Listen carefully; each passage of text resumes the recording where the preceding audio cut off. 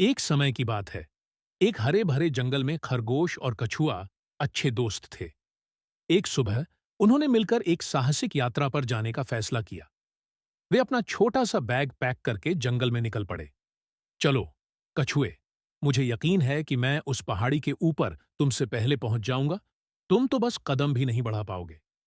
वह दोनों जंगल के भीतर और गहरे चले गए और एक बंगी नदी ओंड गई।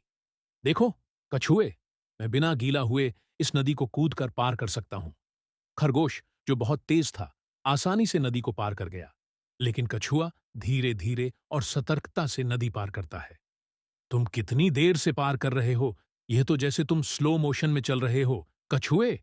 लेकिन अच्छा है, तुम पार तो कर ही लिए।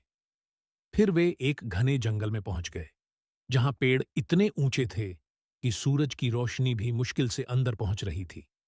रास्ता संकरा और कठिन हो गया। खरगोश तेजी से दौड़ते हुए आगे बढ़ने लगा, जबकि कछुआ धीरे धीरे और सोच समझकर रास्ता तय करता रहा।